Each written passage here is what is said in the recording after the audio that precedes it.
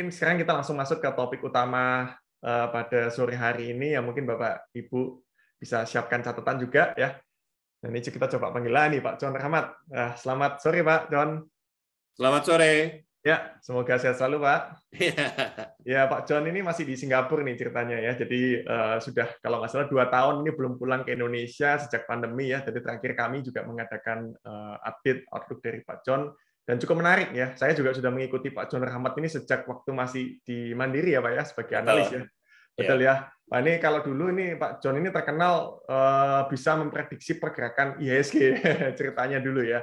Jadi cukup maksudnya punya sense yang cukup kuat lah intinya kalau saya bilang, dan pengalaman beliau juga kurang lebih sudah berapa Pak? 20 tahun lebih ya Pak ya di industri pasar modal ya Pak ya. 28 tahun. Wah, luar biasa nih. Jadi tepat sekali kita mengundang Pak John Rahmat untuk bisa memberikan outlook market kepada kita semua, terlepas juga mungkin Bapak Ibu di sini juga banyak yang bertanya-tanya ya. Ini indeks IHSG kok udah naik terus, ini apakah nanti nggak bubble ataupun nanti malah turun gitu ya, pasti ada kekhawatiran tersebut. Nah, mudah-mudahan nanti bisa terjawab setelah sesi ini. Mungkin itu aja, saya langsung pass on ke Pak John Rahmat sambil saya share juga untuk slide presentasinya ya Pak. Terima kasih Pak Noel. Terima kasih untuk teman-teman di Moduit untuk menyelenggarakan event sore ini. Jadi selamat sore Bapak Ibu, teman-teman trader dan investor. Saya yakin pertanyaan utama Bapak Ibu yang miliki adalah indeksnya mau kemana gini kan? Atau mungkin ada yang mikir soal rupiahnya mau kemana, atau bonds mau kemana dan seterusnya. Nah, sebelum kita mulai, saya hanya ingin memberi disclaimer pendek bahwa semua yang kita sampaikan sore ini adalah untuk keperluan educational. Jadi kami tidak memberikan nasihat-nasihat investasi ya untuk sore ini. Semua yang Bapak Ibu dengar sore ini, apabila Bapak Ibu ingin mengambil action, jual atau beli dan sebagainya, silakan berkonsultasi dengan financial advisor yang kompeten. Semua yang kami sampaikan sore ini hanya untuk keperluan edukasi saja. Oke, kalau kita boleh ke slide 2, Manuel. Nah, saya jawab langsung pertanyaan Bapak Ibu. Kami saat ini bullish untuk saham, netral untuk bonds, meskipun netralnya agak udah mulai bau-bau bearish gini kan. Dan akan saya sampaikan di slide ini faktor-faktor apa yang paling penting dalam menentukan arah indeks ke depannya gitu, baik arah indeks maupun arah rupiah. Yang pertama kita mulai dulu dengan faktor yang positif dulu, dan yang nomor 1 itu adalah commodity boom ya, harga-harga komoditas yang naik sekali. Terus terang ini hasil dari perang Rusia dan Ukraina. Nanti akan kami sampaikan kenapa perang itu justru positif gitu untuk saham. Sebetulnya kalau kita melihat sejarahnya saham Amerika itu benar untuk Amerika, dan kebetulan tahun ini juga benar untuk IHSG. Itu yang paling utama dalam pendapat kami. Rally-nya di IHSG beberapa bulan terakhir ini drivernya adalah perang Rusia Ukraina ini yang mengakibatkan harga-harga komoditas melambung. Poin yang kedua adalah COVID. Jadi kalau teman-teman masih ingat 2020 IHSG sempat turun tajam karena COVID. Nah, dalam pendapat kami Indonesia sudah memanage pandemi COVID ini dengan sangat baik, dan kita bisa menganggap bahwa berbagai efek negatif dari COVID itu sudah sejarah gitu, sudah sesuatu yang kita lihat di masa lalu, dan kedepannya bukan akan merupakan masalah lagi. Itu poin kedua. Poin ketiga adalah karena inflasinya Indonesia itu sangat rendah, saat ini masih 2 poin sekian persen, kalau dibanding Amerika dan negara-negara barat yang rata-rata udah di atas 7% gini kan. Itu memberikan fleksibilitas bagi Bank Indonesia dalam menentukan timing dia untuk menaikkan suku bunga. Nah, jadi karena BI-nya punya fleksibilitas, ya lebih banyak ruang gitu untuk IHSG kembali naik ke atas. Itu faktor-faktor yang positif. Nah, sekarang kita ngomong faktor risikonya.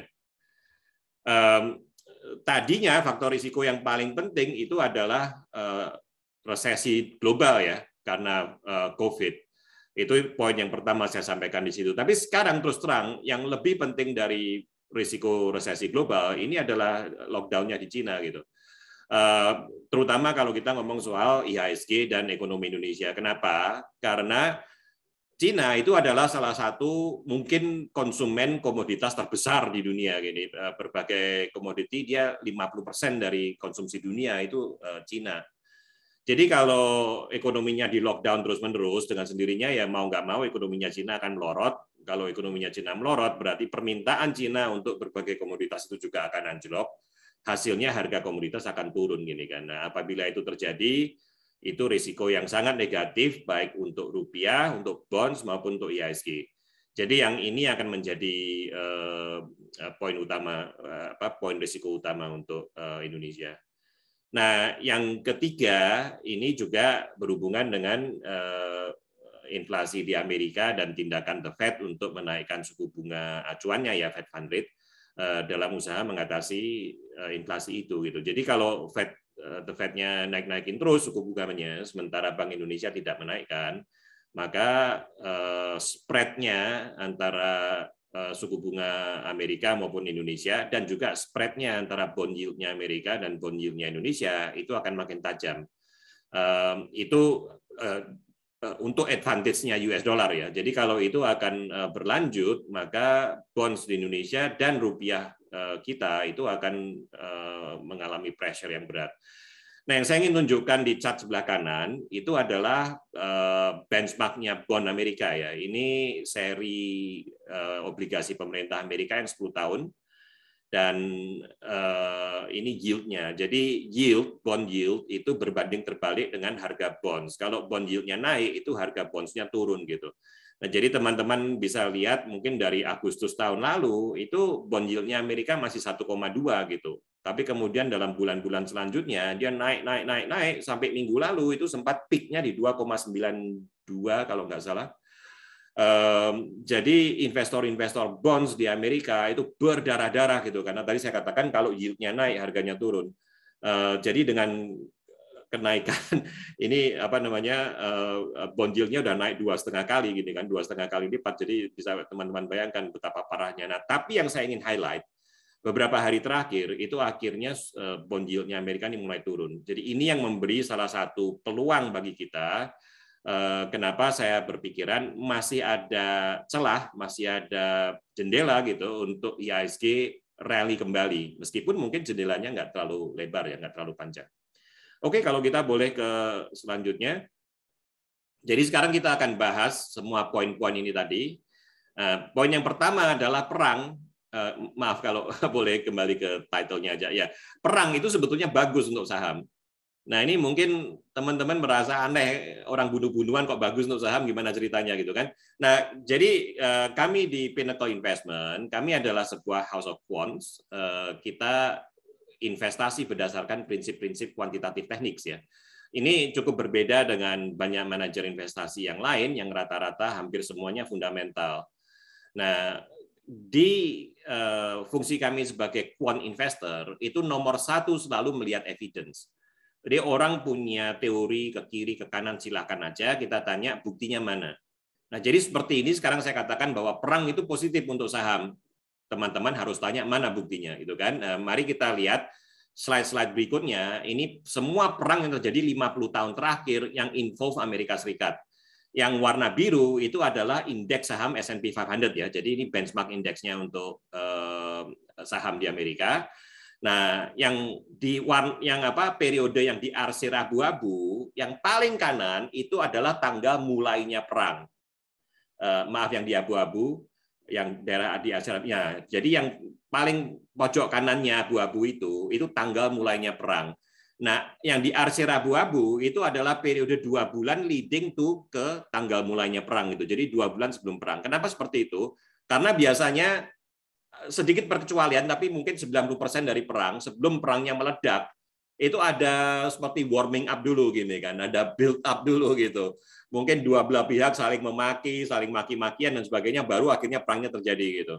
Memang ada 1-2 perkecualian seperti Pearl Harbor tahun 1941, tiba-tiba Jepang ngebom Amerika gini kan. Itu exception sih. Sebagian besar dari perang sebelum perangnya terjadi itu biasanya ada pemanasan dulu gitu. Itu adalah periode abu-abu. Nah, saya ingin tunjukkan apa yang terjadi ke saham selama periode abu-abu dan setelah perangnya mulai gitu. Jadi kalau kita lihat yang paling kiri itu adalah perang Vietnam, tanggal mulainya, dan ini tanggal mulainya adalah tanggal di mana Amerika mulai terlibat ya. Bukan perang Vietnamnya sendiri, karena kalau teman-teman mengikuti sejarah Vietnam, dulunya dia koloninya Prancis, dia sempat perang kemerdekaan gini kan, seperti Indonesia dulu melawan Belanda. Setelah dia berhasil mendepak Prancis keluar, waktu itu Vietnam terbagi Vietnam Utara, Vietnam Selatan gitu.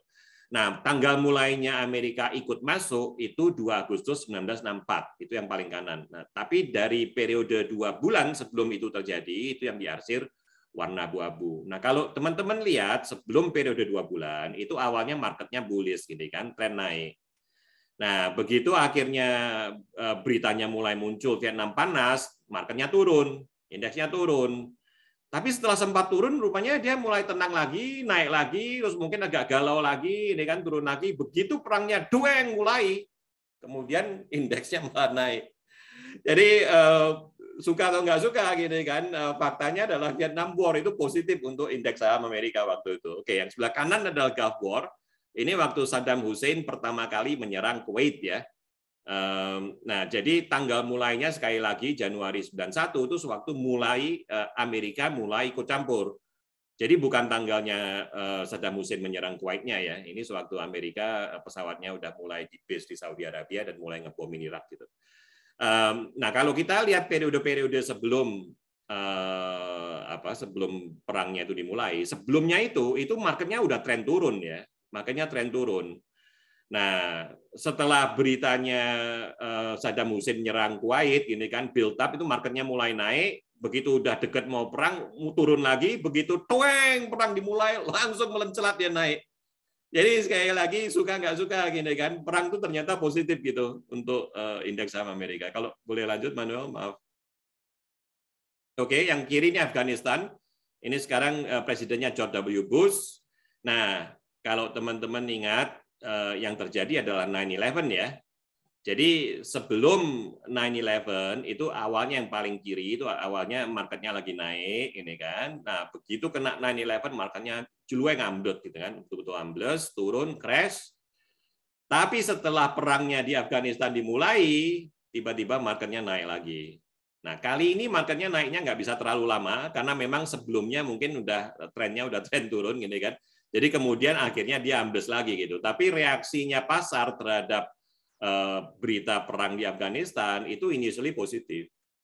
Nah, ini lagi yang sebelah kanan ini Iraq War. Jadi ini sekali lagi George W. Bush, dia waktu itu klaim bahwa Saddam Hussein mengembangkan senjata nuklir, diserang ini kan. Nah, sekali lagi waktu 2 bulan sebelum mulai itu marketnya turun, begitu perangnya dimulai, udah marketnya langsung naik. Jadi sekali lagi dari contoh perang Irak ini perang itu ternyata positif gitu. Oke, yang selanjutnya slide selanjutnya. Oke, pertama ini Crimea. Ini satu-satunya di cat ini yang tidak langsung melibatkan Amerika ya. Ini 2014 sewaktu Rusia mencaplok Crimea. Jadi sebelum kejadian itu marketnya itu sudah dalam posisi naik, tren naik. Nah, sewaktu beritanya mulai muncul dia turun. Tapi akhirnya begitu Rusia betul-betul menyerang, sekali lagi indeksnya Amerika naik.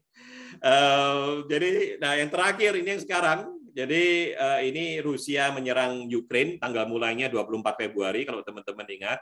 Nah beberapa bulan sebelumnya itu marketnya udah turun karena kalau teman-teman ingat bahkan 2 bulan sebelumnya itu Joe Biden udah berkali-kali memperingatkan.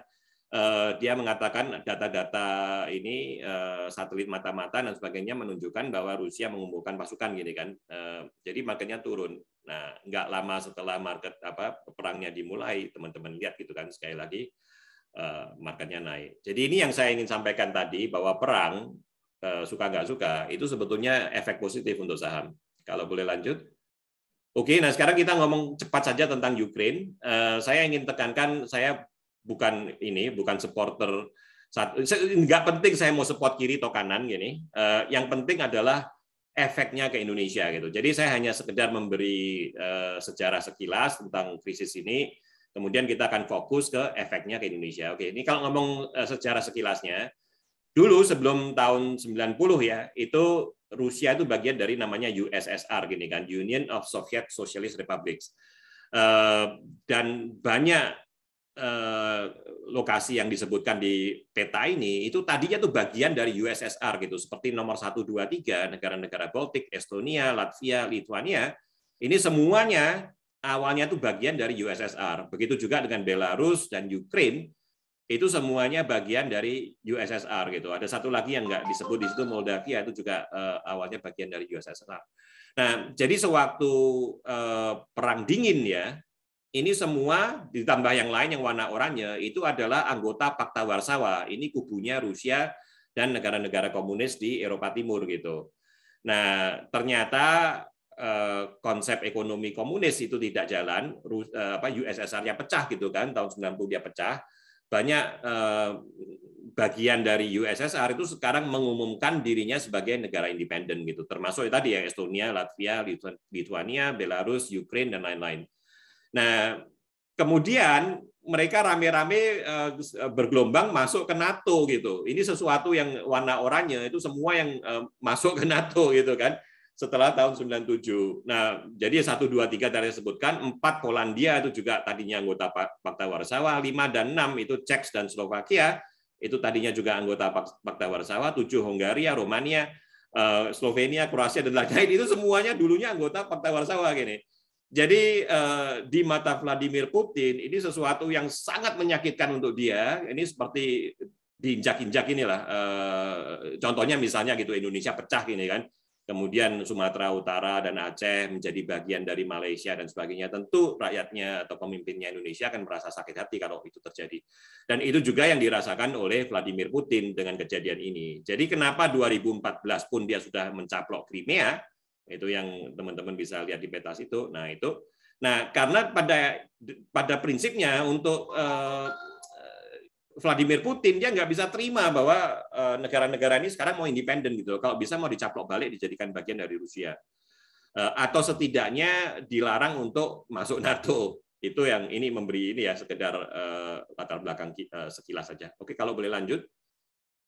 Nah, ini sekarang ngomong soal size-nya ekonomi. Pertama saya ingin tekankan bahwa Rusia itu sebetulnya ekonominya nggak terlalu besar. Dia nomor 11 paling besar di dunia. Sebetulnya lebih kecil dari ekonominya Korea Selatan, lebih kecil dari Kanada, Italia, India.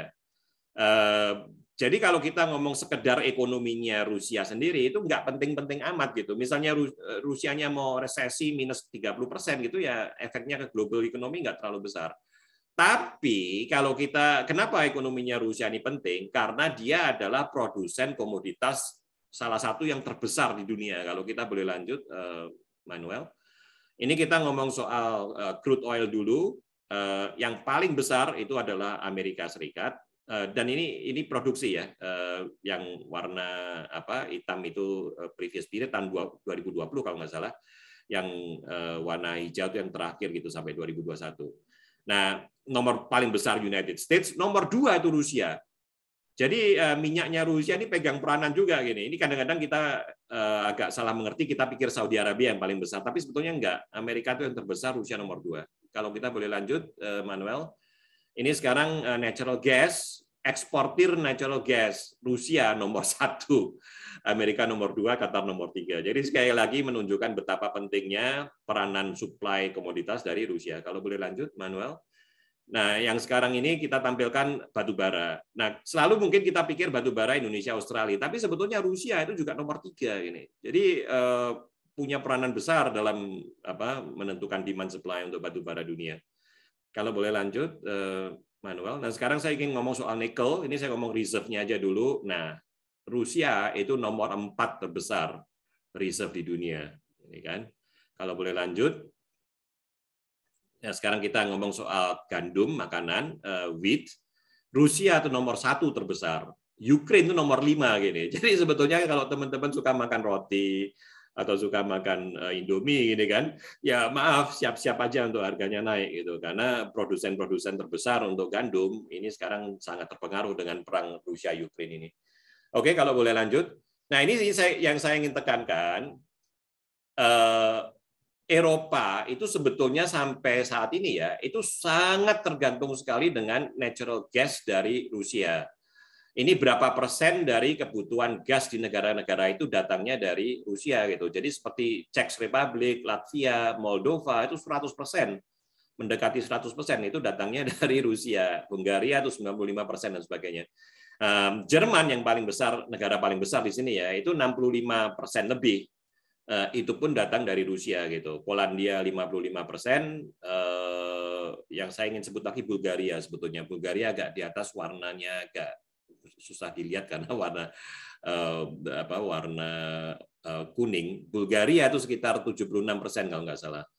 Nah, jadi awalnya banyak orang berpikir bahwa negara-negara Eropa ini akan diem aja gitu sewaktu, dan mungkin ini perhitungan Putin juga ya, sewaktu dia menyerang Ukraine, dia pikir negara-negara Eropa nggak akan berani ngomong gini loh, karena mereka sangat tergantung sekali kepada Rusia. Bulan yang lalu itu ada dua teman saya, satu orang Inggris dan satu orang Jerman, itu datang ke Singapura, saya ajak makan, ngobrol-ngobrol. Mereka cerita ke saya bahwa sebetulnya penduduk, terutama Eropa Barat ya, negara-negara demokrasi di Eropa Barat, itu sangat-sangat marah sekali dengan apa yang dilakukan oleh Rusia di Ukraine. Mungkin teman-teman sudah melihat banyak sekali video gini kan, satu kota dibom habis gini, gedung-gedungnya luluh lantak demikian, banyak sekali korban orang sipil yang meninggal dan sebagainya. Nah, ini sesuatu yang sangat membuat penduduk Barat itu sangat marah, sehingga kalau nggak salah bulan lalu juga ada survei yang ini di Amerika, ditanya nih, kalau kalian ingin mengambil action gini kan, mau ini embargo, nggak akan beli lagi minyak ataupun natural gas dari Rusia karena efek dari perang Ukraine ini sehingga harga minyak naik tajam, kamu masih mau nggak? 70% dari respondennya ngomong ya, saya nggak keberatan. Mending saya bayar bensin harga mahal asalkan kita bisa menghukum Rusia gitu untuk apa yang dia lakukan di Ukraine. Nah, berita hari ini juga baru muncul, itu Polandia dan Bulgaria, yang tadi saya katakan Bulgaria 76% suplainya dari Rusia, Polandia 55% dari Rusia, itu pun juga mulai keras terhadap Rusia. Mereka beberapa hari yang lalu dipotong itu, suplai gasnya dipotong, karena tadinya Rusia kekeh minta dibayar dalam rubel, mereka menolak. Nah, mungkin jadi ini ingin mengasih signal kepada Rusia bahwa meskipun mereka tadinya ya sangat tergantung, tapi mereka demikian marah soal ini sehingga mereka tidak ragu-ragu untuk blokir gitu, mencari suplai LNG atau gas dari negara lain. Nah, poin saya itu apa? Harga minyak, harga natural gas itu akan sangat naik sekali. Ini semua sama pukul rata terhadap yang lain-lain gitu kan. Kita ngomong batu bara, nikel, copper, tin dan lain-lain. Semuanya naik tajam karena efek dari perang Ukraine Rusia ini. Oke, kalau boleh lanjut. Nah, jadi sekarang pertanyaannya endgame-nya apa nih? Bagaimana perang Ukraine ini bisa selesai? Ini analisanya Moody ya, yang dilakukan mungkin seminggu setelah perangnya dimulai gitu di Ukraine. Dua skenario, satu Ukraine yang menang, gencatan senjata, kemudian tentara Rusia keluar dari Ukraine. Nah, kalau seperti itu mungkin economic sanctions-nya akan dicopot sehingga harga-harga minyak akan turun drastis. Skenario 2 itu Rusia yang menang, Ukraine dicaplok gini kan, semuanya menjadi bagian dari Rusia, pemerintahnya Ukraine mungkin ditembak mati dan sebagainya. Nah, kalau seperti itu sanksinya tidak akan lepas, harga minyak mungkin ke $150. Dari dua skenario ini, skenario 2 di mana Rusia menang itu sekarang secara militer udah kelihatannya nggak mungkin lagi ya. Mungkin teman-teman yang mengikuti berita dari perang Ukraine, korban tentara Rusia yang meninggal, tank dan kendaraan lapis baja Rusia yang hancur gini kan itu sudah sangat tinggi sekali. Jadi rasanya nggak mungkin lagi Rusia menang. Tapi juga untuk Ukraine menang ini juga sesuatu yang nggak mudah karena Vladimir Putin itu orangnya, sifat karakter dia itu keras kepala. Jadi saya yakin dia tidak akan bersedia oke, dah saya ngalah deh, kita kalah kita keluar. Tidak akan dia ngomong seperti itu gitu. Jadi ini akan berlanjut berbulan-bulan. Poinnya adalah kalau banyak teman yang tanya berapa lama harga komoditas bisa tinggi, ya jawaban saya adalah ada dua sebetulnya. Satu yang soal Ukraine Rusia, yang kedua soal Cina. Soal Ukraine Rusia ya silakan teman-teman pikir sendiri gitu kapan selesainya gini kan. Kalau perangnya selesai mungkin harga komoditas jatuh. Tapi dalam pendapat saya perang Ukraine Rusia ini minimal 3 bulan ke depan, bisa-bisa 6-9 bulan gitu nggak selesai juga. Itu pendapat kami ya. Oke, kalau kita boleh lanjut. Ini lanjut aja deh. Nah, ini salah satu yang kenapa saya ingin sebutkan Amerika dan Sekutu itu tidak terlalu khawatir sebetulnya. Mungkin orang heran kenapa kok Barat berani sekali gitu kan melawan Rusia meskipun mereka sangat tergantung kepada natural gas dan minyaknya Rusia. Jawabannya adalah ini adalah chart yang dibikin di tahun 2021 ya. Jadi sebelum Ukraine Rusia itu mulai pecah perang gitu. Nah, dari chart ini bisa teman-teman lihat yang kiri itu produksi Amerika untuk minyak, crude oil, yang kanan itu produksi Amerika untuk natural gas. Poinnya adalah level produksi yang sekarang atau sebelum perang Ukraine itu dimulai itu sebetulnya jauh dari maksimum kapasitasnya baik crude oil-nya Amerika maupun natural gas-nya Amerika gitu. Jadi dengan kata lain nih, kalaupun Rusia ingin ngomong enggak, saya udah nggak mau supply lagi, sebetulnya ada alternatif supply itu ada, harganya mahal itu aja. Tapi konsumen gas dan konsumen minyak itu bukan tiba-tiba harus nggak ada minyak sama sekali, nggak begitu ceritanya. Oke, kalau boleh lanjut. Ini kita lanjut aja. Oke, nah sekarang saya ingin fokusnya ke trade balance. Ini impact-nya ke Indonesia ya. Kalau boleh lanjut, Manuel. Oke, kita teman-teman tahu semua bahwa harga batu bara itu yang warna biru muda dan harga kelapa sawit ini yang warna biru tua, gitu kan dua-duanya udah melejit sekali gitu kan. Nah, ini sebetulnya bahkan udah mulai melejit sebelum kejadian perang Ukraine Rusia ya. Jadi memang trennya udah naik. Tapi terima kasih untuk kenaikan harga-harga komoditas ini. Maka kalau kita boleh lanjut, meskipun harga minyaknya juga naik sekali, sempat mendekati $130 gitu kan, sekarang udah turun-turun sekitar $100-an. Jadi meskipun harga minyaknya naik sekali, Indonesia adalah net importir minyak ya ngomong-ngomong. Tapi karena kita net ekspor untuk berbagai komoditas yang lain, maka teman-teman lihat hasilnya adalah trade surplus yang sangat besar sekali. Nah, Oktober itu sempat peak di $5,7 miliar ya dalam 1 bulan.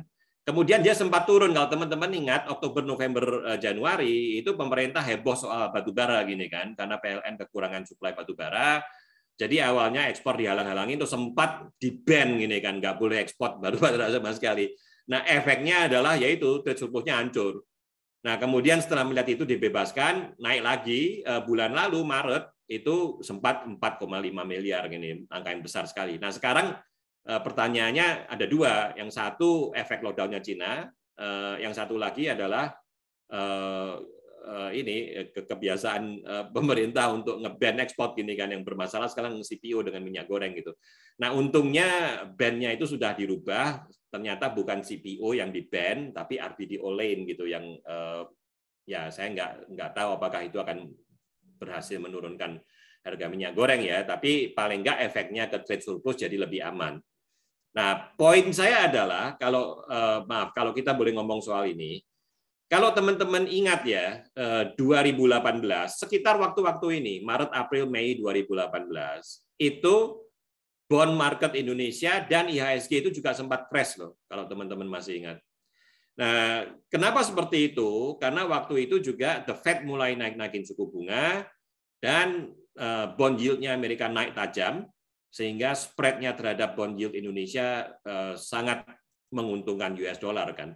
Jadi kondisi itu semua ada di saat ini juga gitu. Nah, tahun 2018 semua kondisi itu menyebabkan market crash tapi tidak dengan tahun ini. Kenapa begitu? Karena 2018 trade balance Indonesia itu defisit. Tapi 2022 trade balance kita itu surplus. Ini beda utamanya gitu. Nah, jadi tadi sewaktu saya saya betul-betul memfokuskan ke efeknya Cina, ini yang akan menjadi counterbalance. Jadi kita saat ini ada dua faktor yang utama. Faktor perang Rusia Ukraine itu sangat positif untuk IHSG karena dia mendorong harga-harga komoditas. Sangat positif untuk trade surplus. Jadi karena trade surplusnya Indonesia itu sangat besar, maka rupiahnya stabil. Untuk teman-teman ketahui, banyak currency yang lain ya, itu sudah melorot sekali terhadap US dollar. Japanese yen saat ini itu 20-year low terhadap US dollar gini kan. Tapi rupiah tenang-tenang aja. Kenapa seperti itu? Ya karena trade surplusnya besar. Nah, ini yang untuk saya perlu kita perhatikan sekali. Karena kalau sampai trade surplusnya ini ambles, berubah arah menjadi defisit, maka semua cerita indah tadi itu akan berubah cerita gitu. Itu yang ingin saya tekankan. Oke, jadi kalau kita boleh lanjut lagi. Sekarang kita ngomong soal Fed Fund Rate ya. Jadi mungkin teman-teman tahu bahwa dalam beberapa hari terakhir, katakanlah seminggu terakhir, itu indeks saham Amerika turun tajam sekali kan, karena the Fed-nya ngomongnya udah mulai sangat hawkish kembali gini. Bahkan untuk pertemuan the Fed bulan Mei, bulan depan, itu sekarang ekspektasi pasar adalah kenaikan suku bunga 50 basis point. Biasanya setiap kali naik 25 basis. Tapi sekarang karena omongan yang keluar dari Jerome Powell dan banyak petinggi the Fed yang lain itu sangat hawkish, market expect-nya seperti itu. Nah, yang saya ingin tekankan di sini, sebetulnya kenaikan Fed Fund Rate, kenaikan suku bunga di Amerika, itu bukan hal yang sangat negatif sebetulnya kalau kita ngomong jujur. Nah, sekali lagi mungkin teman-teman tanya kok aneh ya, mari kita lihat buktinya gitu. Kalau boleh lanjut, Manuel, lanjut lagi. Nah, ini sekarang saya ingin tunjukkan bagaimana dampak Fed Fund Rate, itu yang warna abu-abu, terhadap indeks saham Amerika, S&P 500, ini yang warna hitam ya. Jadi kalau kita mulai di awal, nah di situ, nah saat itu Fed Fund Rate-nya bottom gini kan.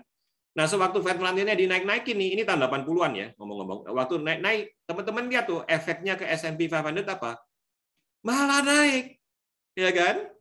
Nah, demikian juga kalau kita ke kanan sekali yang tahun 88 ya, terus lagi kanan lagi, nah terus lagi dikit. Nah dari bottom di situ, sewaktu dinaik-naikin nih suku bunganya.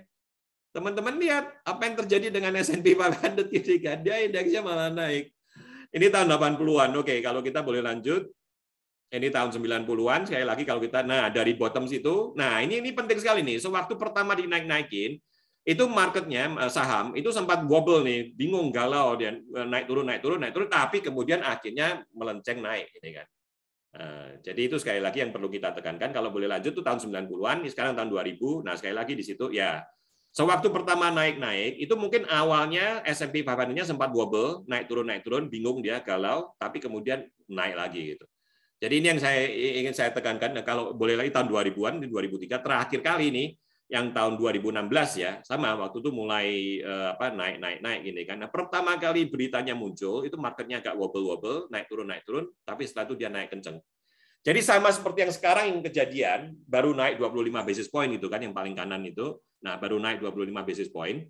Dan sekarang beritanya akan naik lagi tajam. Sehingga yang marketnya mulai wobble, takut gini kan, dan sebagainya. Tapi untuk saya itu sesuatu yang sangat normal. Kalau teman-teman perhatikan dari itu semua, malah belakangan indeksnya tuh akan naik. Nah, mungkin teman-teman heran, kan kalau suku bunga naik, itu berarti biaya untuk berbisnis kan lebih mahal gini kan, sehingga ekonomi akan melorot.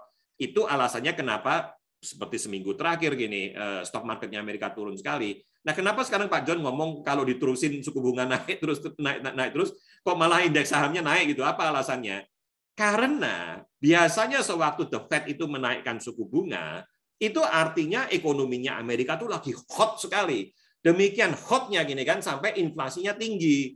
Nah, jadi karena the Fed itu punya tugas untuk meredam inflasi, dinaikinlah suku bunga itu untuk meredam inflasi yang gara-gara ekonominya hot.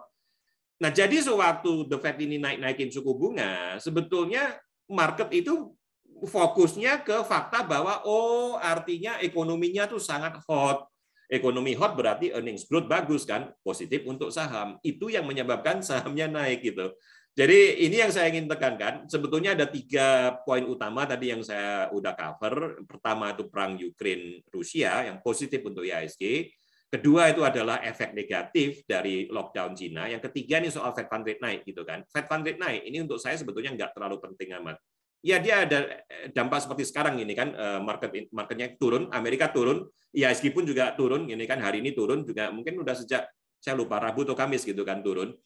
Tapi dalam pendapat kami di Pinnacle Investment, ini sebetulnya justru kesempatan yang baik untuk kita menikmati, ada jendela di situ, di mana kami yakin bahwa market masih akan rally.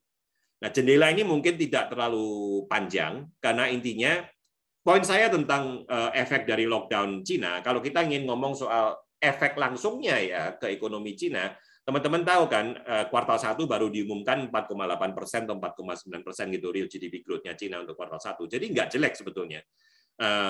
Tapi banyak orang ngomong ya itu utamanya Januari Februari gitu. Maret udah agak goyang-goyang. Tapi dalam pendapat saya untuk lockdown itu mulai betul-betul menyebabkan angka GDP-nya Cina itu turun drastis, itu mungkin kuartal 3 bukan kuartal 2. Nah, jadi kita masih ada jendela, kuartal 2 diumumkan ngomong-ngomong sekitar Juli ya.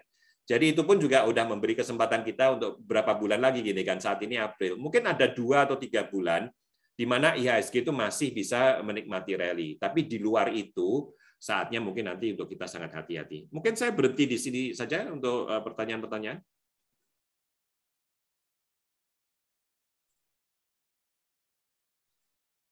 Maaf, sebetulnya presentasinya panjang, tapi karena waktunya terbatas, mungkin saya stop di sini aja. Ya, sebenarnya masih bisa Pak kalau mau dilanjutkan. Ini contoh yang lain. Ini 2 cat aja, cepat aja. Ini saya ingin memberi info ke teman-teman bahwa The Fed itu sebetulnya mengalami dilema yang sangat besar dalam mau naikin suku bunga atau tidak, gini kan. 2 faktor yang bisa saya sampaikan. Ini yang pertama adalah spread-nya antara long bond yield dengan short duration. Jadi yang long itu 10 tahun, yang short duration itu 2 tahun. Nah, biasanya bunga atau kupon atau yield-nya untuk obligasi yang panjang itu biasanya lebih tinggi dari obligasi yang pendek, gini kan. Sama seperti kalau teman-teman taruh deposito 1 bulan dibanding 1 tahun, gini kan. Biasanya suku bunganya untuk 1 tahun itu lebih tinggi dibanding suku bunganya untuk 1 bulan, gini kan. Jadi kalau yang panjang kita kurangin yang pendek, itu biasanya angkanya positif karena yang panjang lebih besar dari yang pendek, gitu kan. Nah, di chart ini yang garis horizontal warna hitam itu adalah angka 0. Jadi kalau dia turun di bawah 0, artinya dia terbalik gitu, inverted, di mana yang pendek justru lebih tinggi daripada yang panjang. Itu menjadi indikator awal bahwa ekonominya akan resesi. Periode-periode di mana ekonomi Amerika resesi itu diarsir warna abu-abu. Jadi kalau teman-teman lihat ya dari sebelah kiri, pertama kali dia turun di bawah 0, nggak lama kemudian resesi, gitu kan. Spreadnya naik positif, turun lagi negatif, nggak lama kemudian resesi. Nah, kalau kita lanjut nah di situ lagi turun lagi di bawah 0, nggak lama kemudian resesi. Kita lanjut lagi, nah di situ turun di bawah 0, nggak lama kemudian resesi. Kemudian turun di bawah 0, resesi. Nah, tahun 2020 juga gitu, tahun 2019-nya udah sempat inverted, 2020-nya resesi. Nah, sekarang 2 minggu yang lalu kalau nggak salah itu sempat inverted lagi gitu. Jadi ini adalah data dari tahun, kalau mau tarik balik ya, dari tahun 48 sebetulnya. Jadi udah 60-70 tahun indikator ini nggak 1 kali pun dia gagal.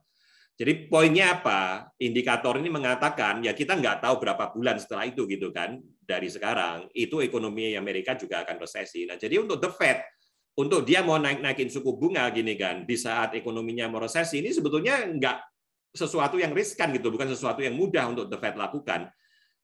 Jadi dia dilema karena di satu sisi inflasi tinggi, dia ingin naikin suku bunga, gini kan, tapi di sisi lain ada indikasi bahwa ekonomi mau resesi, gini. Jadi dia khawatir juga kalau naikin suku bunga. Ini yang kenapa saya katakan tadi, kenapa ada kesempatan, gini kan, ada window opportunity untuk ini, baik ngomong saham Amerika maupun saham Indonesia ya. Untuk sahamnya masih bisa rally gitu, karena kebetulan ya makronya masih mendukung gitu. Mungkin saya berhenti di sini aja deh, Manuel. Cerita selanjutnya kurang lebih sama dengan tema yang sama. Oke, ya menarik sekali. Oke, mungkin ini pasti pertanyaannya, berarti kalau tadi Pak John melihat marketnya masih relatif positif ya, terlepas bursa Amerika turun karena faktornya mungkin lebih banyak rame di Fed Fund Rate ya, tapi memang dari historical data menunjukkan at the end juga masih akan rally lah. Mungkin luar biasa kan, counterintuitif, tapi ya itu kita lihat aja datanya begitu.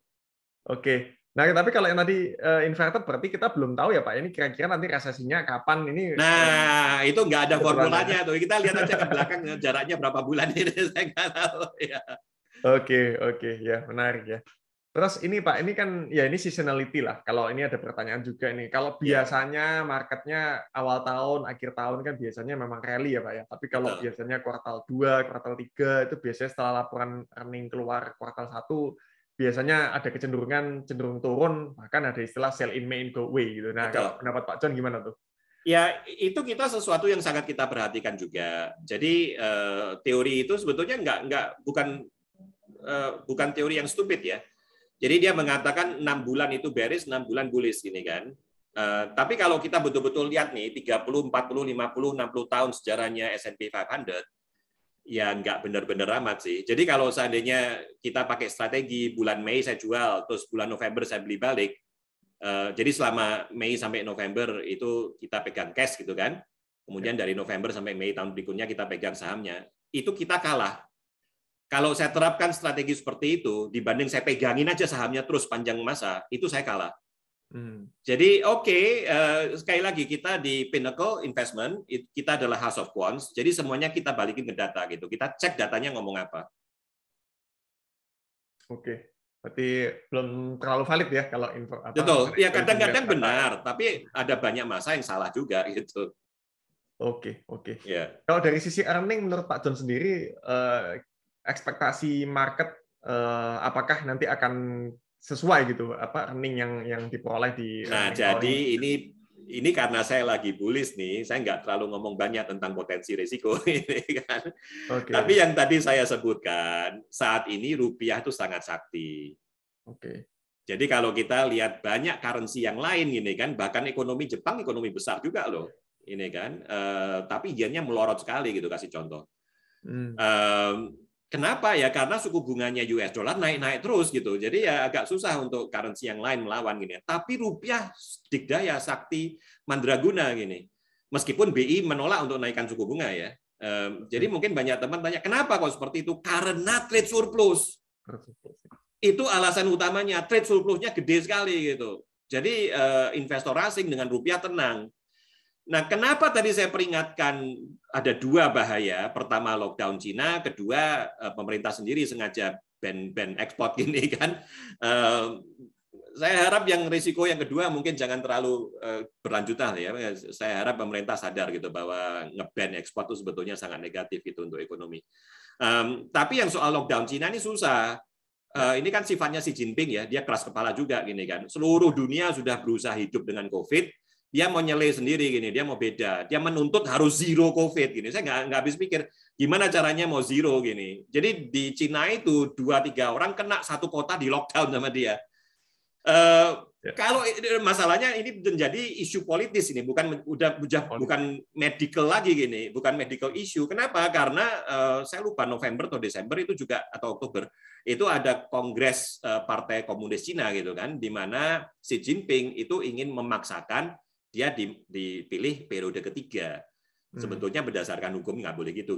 Seperti di Indonesia juga maksimum 2 periode. Tapi dia ingin jadi diktator, mungkin dia ingin push ke periode 3. Jadi selama dari sekarang sampai nanti kongres itu, dia tidak mau tampil seolah-olah lemah. Kalau dia merubah kebijakan soal zero COVID, mungkin orang, wah kamu ternyata pelin-pelan dan sebagainya gitulah. Jadi ini menjadi isu politik gitu, bukan isu medical lagi. Kalau itu lanjut, nah dalam pendapat saya dalam 3-4 bulan kalau itu lanjut, ekonominya Cina akan hancur. Dan kalau seperti itu berarti semua permintaan untuk komoditas akan anjlok sekali. Yang beberapa hari terakhir kita lihat harga komoditas turun, itu hanya pemanasan. Nanti kalau dibanding 3-4 bulan dari sekarang ya, kalau seandainya lockdown-nya Cina berlanjut. Nah, kalau seperti itu, mohon maaf, trade surplus yang tadinya nice, very big surplus, itu akan berubah menjadi defisit. Itu peringatan yang sangat besar untuk rupiah. Nah, kalau itu terjadi dengan rupiah, maka banyak earnings growth perusahaan-perusahaan yang terdaftar di bursa, itu juga under pressure. Karena seperti teman-teman tahu, untuk raw materials, banyak perusahaan Indonesia, sebagian besar masih import gitu kan. Kalau kita ngomong konsumen misalnya produk susu gini, raw milk-nya tuh import. Mau ngomong soal Indomie ya gandumnya import kan. Mau ngomong ayam, telur ayam, daging dan sebagainya ya pakan ternaknya import gitu, jagungnya import dan banyak yang lain gini kan. Otomotif ya kita import, itu kita kan build sebetulnya ya assembly gitu kan di Indonesia dan sebagainya. Jadi kalau seandainya rupiahnya melorot drastis, earnings growth itu akan under pressure. Tapi saat ini saya nggak ingin terlalu fokus ke itu ya, karena kalau kita ngomong 1, 2, 3 bulan ke depan, itu pendapat saya kita masih ada kesempatan untuk rally. Mungkin kesempatan terakhir untuk rally gitu. Kita di Pinnacle Investment, mungkin teman-teman tahu reputasi saya, kalau waktunya bearish kita akan jujur ngomong ini waktunya bearish. Jadi kalau kami mengatakan kita melihat masih ada kesempatan untuk rally, itu kita jujur berpendapat memang demikian. Ya betul. Ya dulu Pak John pernah beberapa kali cukup kontradiktif ya waktu memprediksi market bearish, tapi ternyata betul juga kejadian. Iya. Ya. Oke, saya ingat sekali itu. Nah, mungkin pertanyaannya gini, Pak. Kalau mungkin Amerika saat ini belum bisa dibilang resesi ya, hanya karena Iya, lagi bertarung dengan inflasi sehingga suku bunga menaik. Nah, iya, pertanyaannya nanti kalau memang Amerika betulan resesi, Pak, iya. apakah itu adalah opsi untuk membeli saat itu membeli obligasi dibanding saham? Kalau pas Betul, betul. Saya betul ya. setuju. Cuma selalu untuk sekali lagi kita house of quants ya. Jadi kita Hmm, kembalikan ke data gini kan. Sewaktu market anjlok apakah waktu yang baik untuk beli? Benar, tapi pertanyaannya kapan? ya, betul. Misalnya gini, buka yang lalu anjlok minus 70% gitu. Ya, Waktu minus 10% turun, apakah waktu yang baik untuk beli? Ya mungkin waktu yang baik, tapi kalau beli di waktu minus 10 gini kan, kemudian kita harus ngikutin dia turun sampai another minus 60% gitu ya, loh. konyol Jadi juga. untuk saya prinsipnya ada prinsip utama di dunia trading atau investasi, don't catch a falling knife gini kan. Kalau ada pisau lagi jatuh, jangan berusaha diambil gini. Hmm. Jadi kalau kita mengikuti data-data quant yang masa lalu, sebetulnya strategi yang lebih bagus itu menunggu marketnya rebound. Oke, ya. Jadi Ini sewaktu dia untuk anjlok, konsep. Ya. biarin anjlok. Hmm. Dengan catatan nggak ada orang yang bisa ngomong oh bottomnya di sini. Oke, saya pernah sekali forecast benar ya, IHSG mau turun ke 4.000. Betul-betul pas dia dari waktu itu 5.300-an waktu topnya ini. Betul-betul dia turun pas 3.995 atau apa. Tapi itu kebetulan ya, itu kebetulan. Saya kalau disuruh mengulang lagi, saya rasa tidak bisa lagi saya seperti itu. Oke.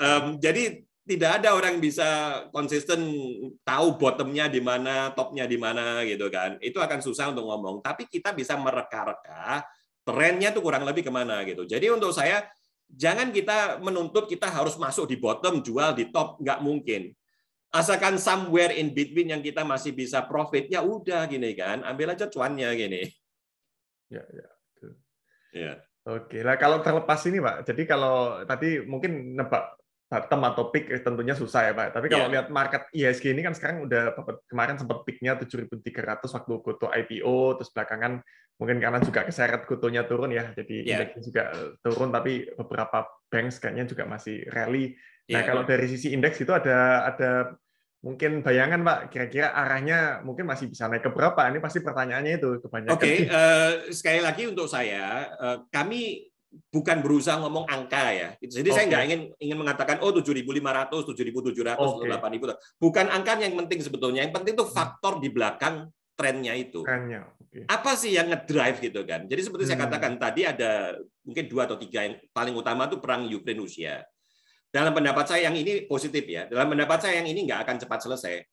Mungkin 3, 4, 5, 6 bulan, bahkan 9 bulan ke depan mungkin perangnya nggak selesai gitu. Jadi kalau hmm, kita ngomong seandainya tidak ada faktor lain, hanya perang Ukraina Rusia aja yang menentukan, maka kita rally-nya bakal tinggi sekali.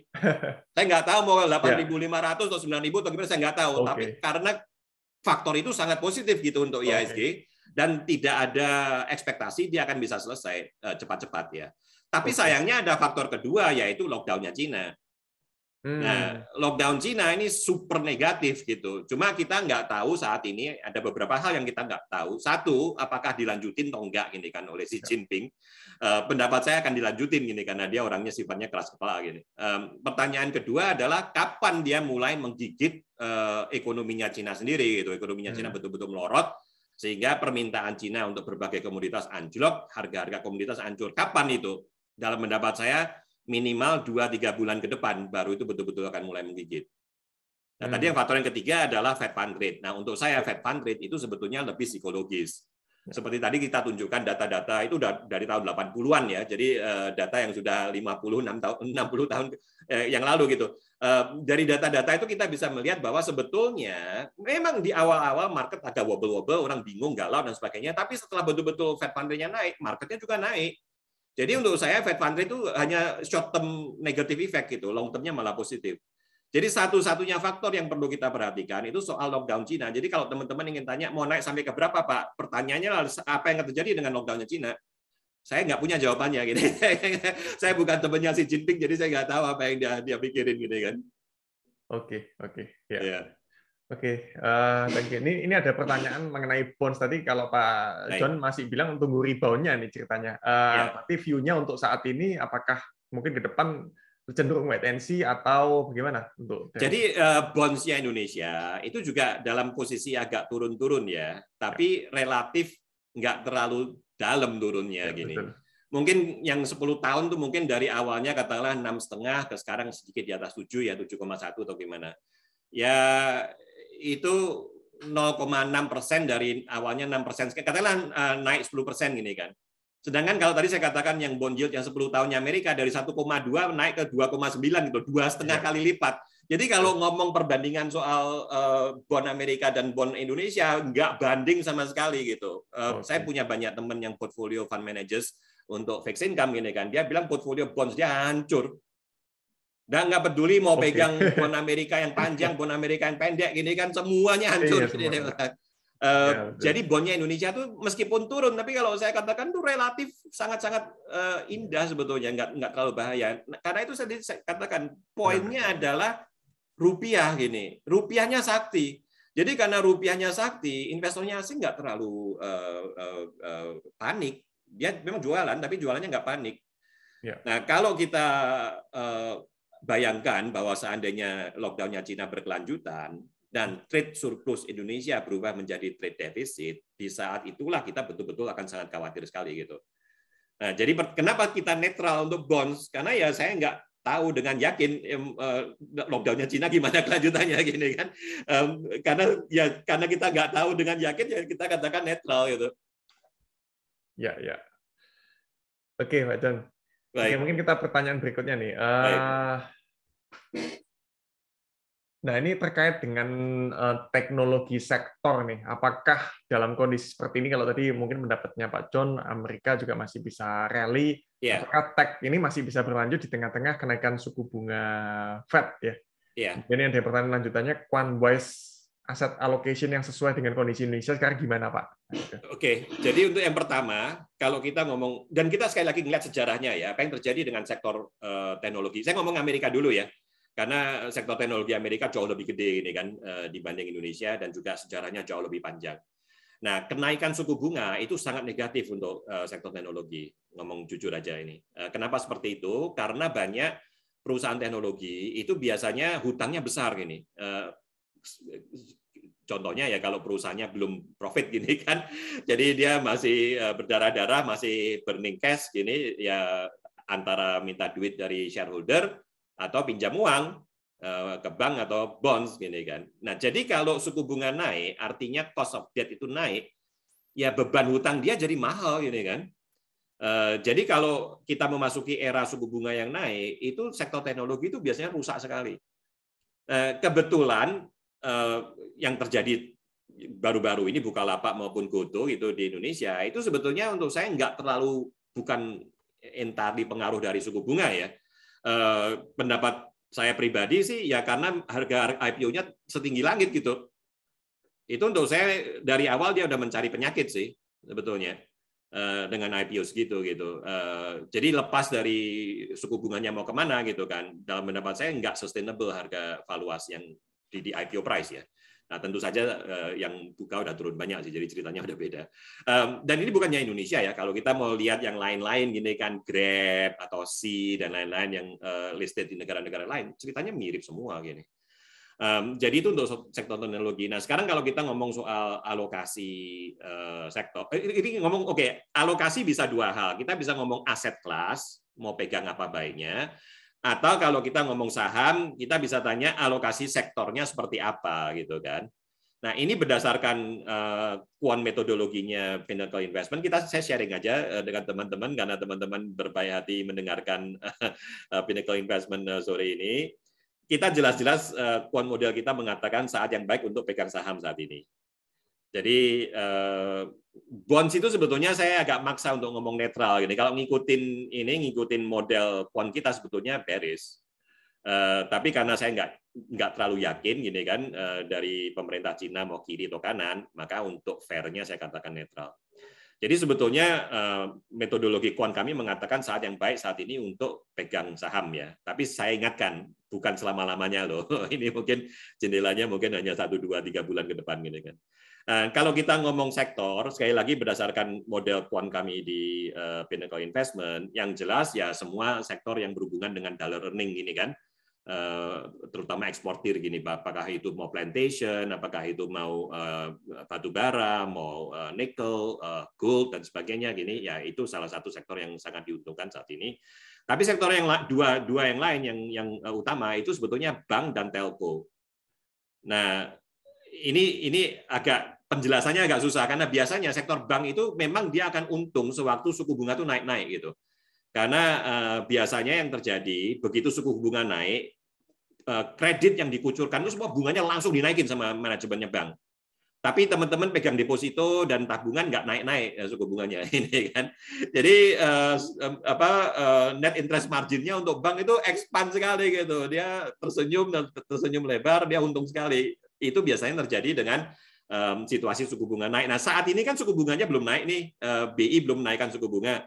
Tapi mungkin investornya udah duluan gini, suku bunganya belum naik, kita udah mulai perhatikan beberapa hari terakhir gitu, BRI, BCA, BNI dan lain-lain juga harga sahamnya udah mulai naik. Itu sektor yang kedua. Sektor yang ketiga dengan sendirinya sektor telco. Telco, tower ya, tapi terutama telco. Jadi saya perhatikan Telkom, Indosat, Excelcomindo gini kan, itu yang menikmati lagi ya. Sekali lagi nggak heran juga. Karena di era katakanlah era digital dan sebagainya ini kan, di mana pemakaian untuk semua online consumption gitu kan itu naik, mau nggak mau kan harus memakai telco ini kan. Jadi 3 sektor itu sih yang berdasarkan quant method kita yang diutamakan. Oke, menarik. Nah mungkin saya nyambung Pak. Kalau Pak John sendiri berpendapat lebih baik investasi secara indeks atau active fund Pak? Oke, ini debat yang sangat panjang ya.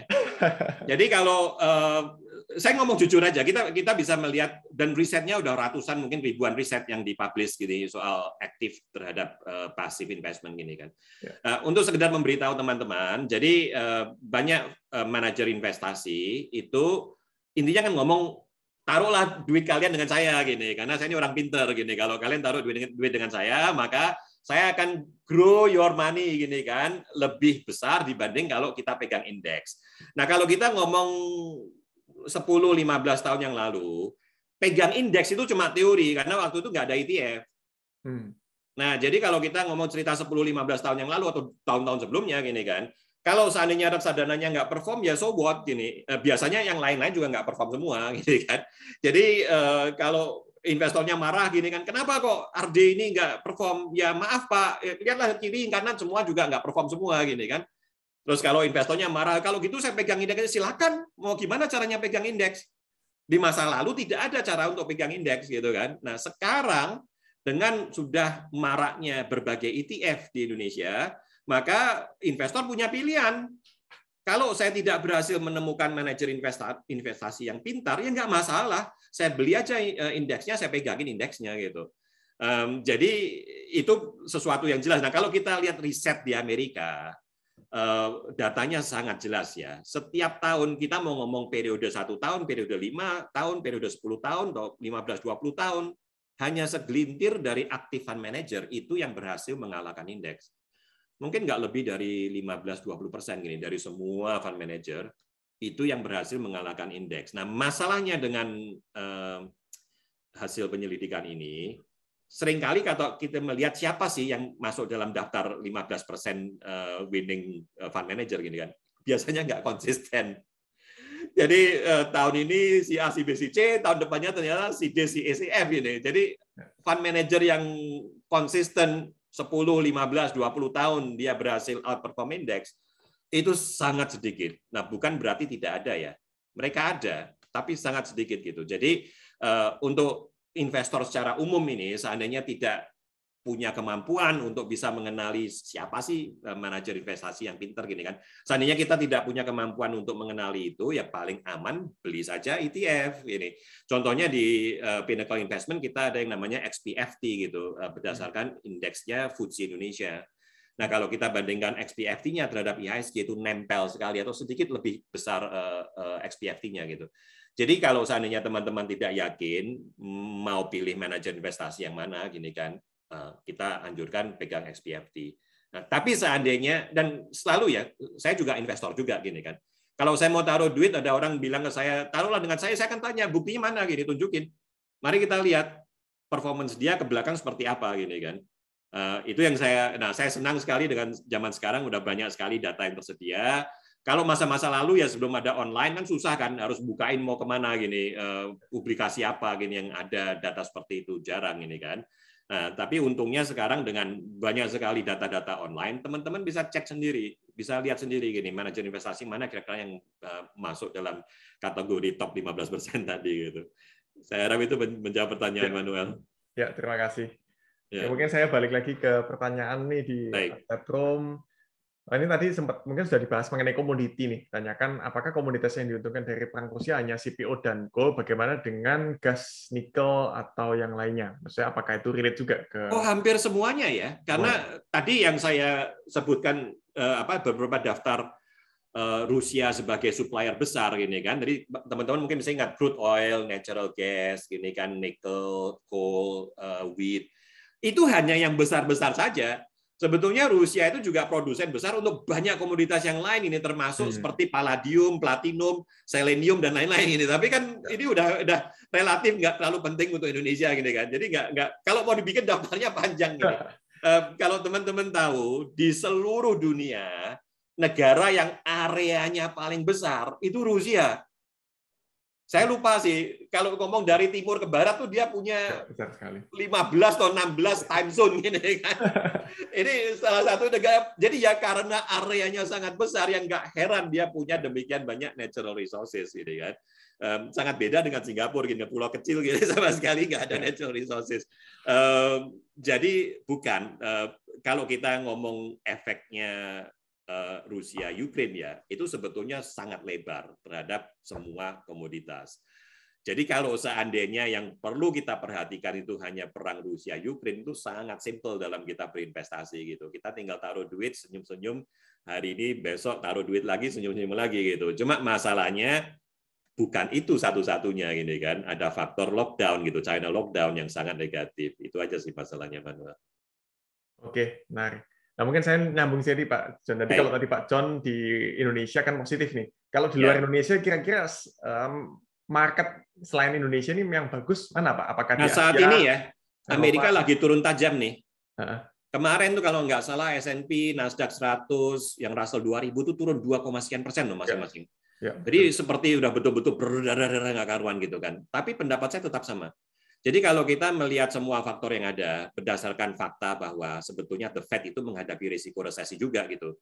Dia memang, saya rasa dia berusaha kalau teman-teman perhatikan, central banker itu seringkali bukan hanya action dia loh, bukan hanya action dia naikin atau nurunin suku bunga, yang penting kata-kata dia itu penting sekali loh.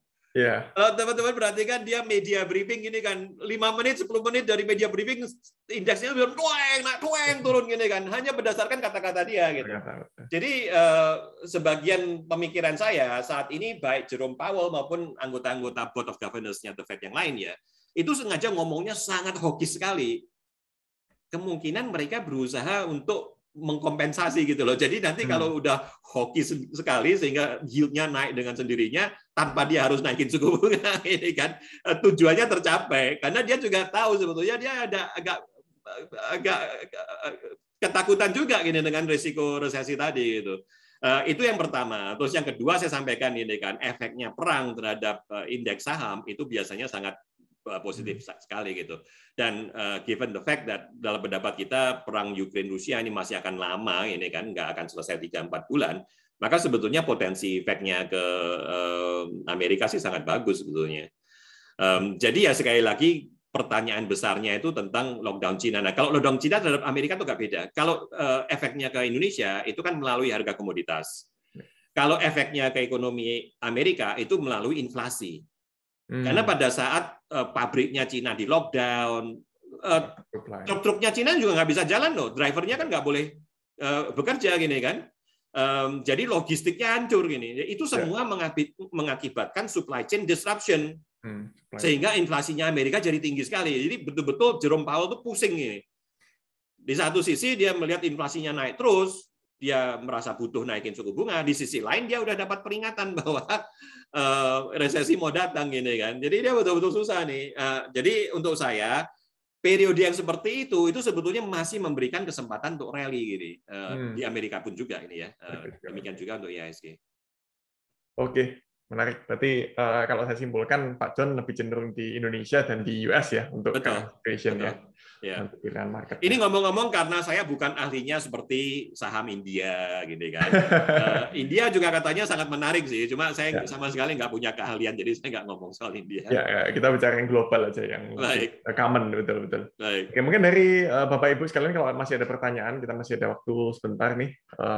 Mungkin kalau ada yang masih mau ditanyakan, ini mumpung Pak John yang udah sangat experience di capital market ini, wah ini menarik nih. Kalau saya sih senang sekali ngikutin kalau Pak John jadi pembicara biasanya.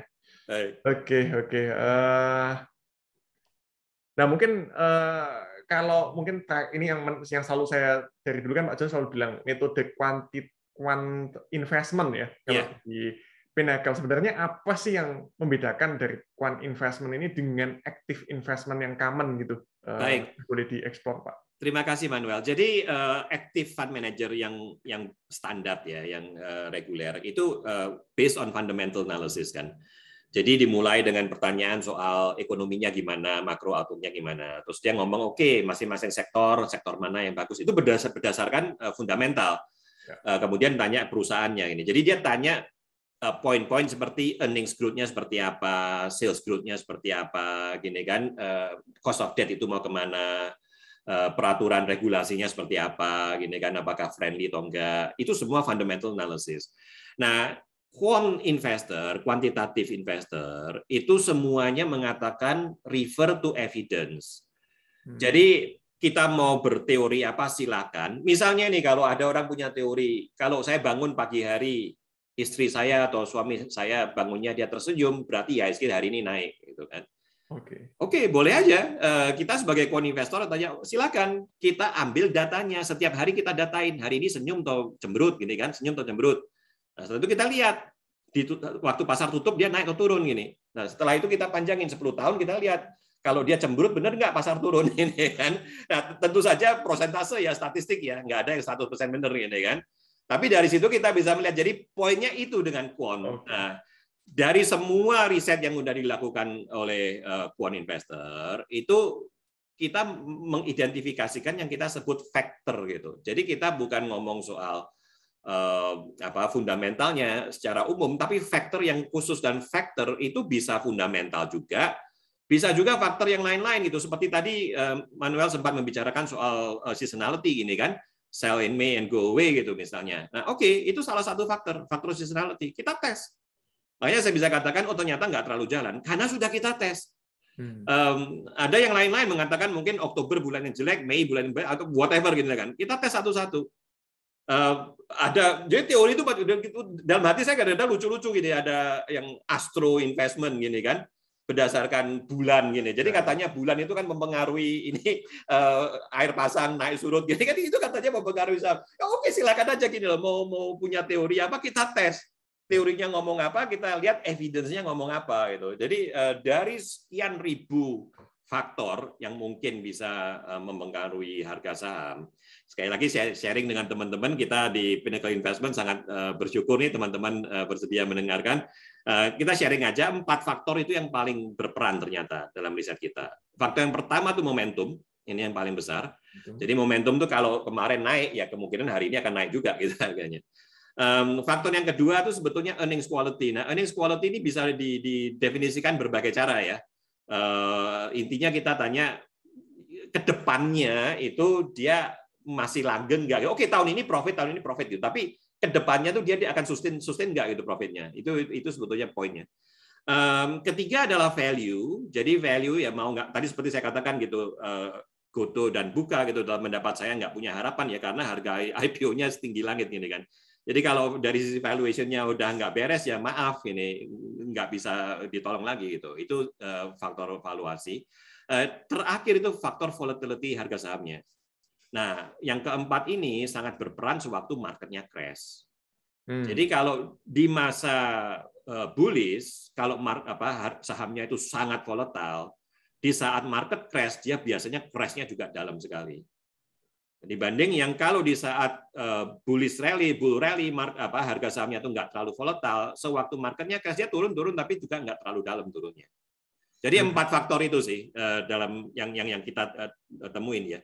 Jadi teman-teman di Pinnacle Investment, dalam kita mengelola semua reksadana kita yang aktif ya, karena kita banyak ETF yang pasif kan, artinya hanya mereplikasikan indeks. Untuk yang aktif, yang kita lakukan adalah kita ambil semua 4 faktor itu, kita terapkan ke universe-nya saham-saham di Indonesia. Itu yang kita lakukan dengan berbagai reksadana Pinnacle di Indonesia. Okay. Ya, jadi lebih banyak mencari statistik ya, Pak ya. Betul sekali. Okay. Jadi kalau kita di Pinnacle, kita juga punya research team.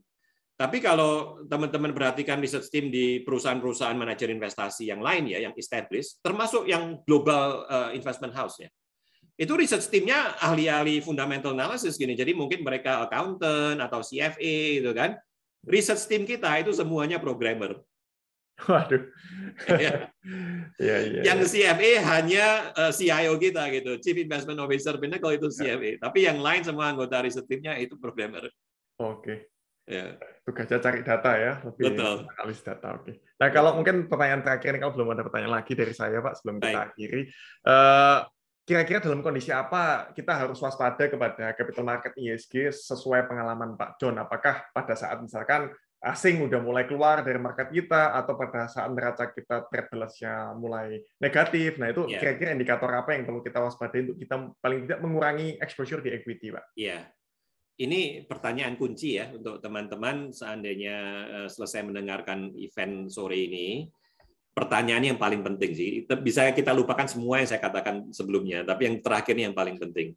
Nah, salah satu analisa yang kita lakukan dalam quant investment itu juga flow analysis.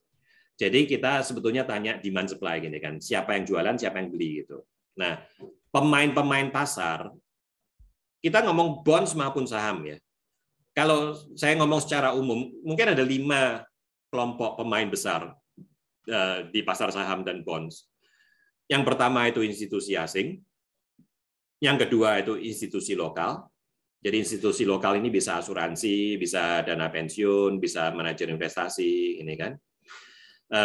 Yang ketiga itu dulu sangat aktif di saham ini BPJSTK. Tapi sayangnya mungkin sudah 3-4 tahun terakhir dia udah tidak aktif lagi di saham ini kan. Tapi dulu sewaktu dia aktif, itu untuk saya adalah investor besar. Dia kelas sendiri gitu, satu kelas sendiri. Dan yang keempat adalah retail trader yang jangan dipandang enteng ya. Karena kalau kita melihat misalnya tahun lalu gitu, stockbroker yang turnover-nya paling besar itu Mire. Mire itu adalah stockbrokernya retail gini, jadi jangan dianggap remeh gini retail trader gitu. Nah, jadi kalau kita melihat 4 atau 5 kelas investor ini, satu-satunya pemain pasar yang nggak ragu-ragu dengan banting-banting harga itu hanya investor asing. Kalau kita ngomong investor lokal, sebetulnya nggak ada yang punya keinginan indeksnya crash gini kan, atau bondnya crash, sama sekali nggak ada. Itu investor asing yang dia akan lakukan. Kenapa? Karena Indonesia itu hanya bagian dari portfolio global dia. Ini kan. Kalau kita ngomong 15-20 tahun yang lalu ya, Indonesia tuh mungkin 3-4% gini dari portfolio misalnya Asia Pasifik atau emerging market gitu. Sayangnya sekarang karena mungkin teman-teman tahu dari 1 tahun setengah yang terakhir IHSG perform, tapi sebelum itu dari 2018 sampai sekitar 2021 itu IHSG menderita sekali gini kan. Jadi karena IHSG nggak perform selama 3 tahun, bobotnya Indonesia di berbagai indeks global itu sudah turun sekali, mungkin tinggal 1%, 1-1,5%. Nah, jadi untuk global investor, dia pegang saham Indonesia atau dia pegang bonds Indonesia itu hanya secuil dari portfolio dia gini. Kalau seandainya ada alasan tertentu yang membuat dia tidak nyaman dengan Indonesia, dia banting. Nggak peduli dia mau loss 50%, 60%, dia banting gitu. Karena dia hanya 1% dari portfolio dia. Jadi kalau tadi Manuel tanyakan, bagaimana kita waspada terhadap outlook-nya saham atau bonds Indonesia kan? Maka kita perlu menempatkan diri kita di sepatunya investor asing ini. Apa yang akan membuat mereka sangat ragu-ragu investasi Indonesia gini kan? Kalau nomor satu yang saya harus sebutkan itu sebetulnya rupiah. Karena contohnya untuk bonds, dia bisa untung dari spread-nya, misalnya spread-nya bond yield-nya Indonesia jauh lebih tinggi dibanding bond yield-nya Amerika, misalnya gini kan. Dia misalnya untung 3-4% dari bond yield spread. Tapi kemudian rupiahnya turun minus 10, minus 15%, ya apa gunanya? Jadi itu yang akan membuat dia sangat khawatir. Jadi maka itu pada waktu berita muncul soal ekspor ban ini kan untuk batu bara atau kelapa sawit itu saya udah mulai ketar-ketir gitu. Saya harap, saya betul-betul berharap pemerintah tuh sadar sekali betapa sensitifnya gitu rupiah ini terhadap policy action seperti itu. Jadi jawaban yang singkat untuk Manuel, perhatikan outlook-nya rupiah, Manuel. Itu yang nomor satu. Intinya tetap di currency ya. Betul. Indonesia. Ya. Oke. Itu akan mempengaruhi mood dari foreign investor yang notabene ya tadi lebih galak mungkin dibanding investor lokal. Oke, menarik. Betul. Oke, saya kira sudah sungguh cukup tercover semua, Pak John. Saya ucapkan terima kasih buat waktunya. Mungkin buat Bapak Ibu yang juga mau berbuka puasa juga silahkan, selamat berbuka juga. Mungkin kita akan ketemu di Moderate Investment Seri yang lainnya. Nanti mungkin lain waktu juga saya bisa undang Pak John Rahmat kembali. Baik, terima kasih banyak Manuel. Selamat sore teman-teman. Selamat berbuka untuk yang berpuasa. Ya.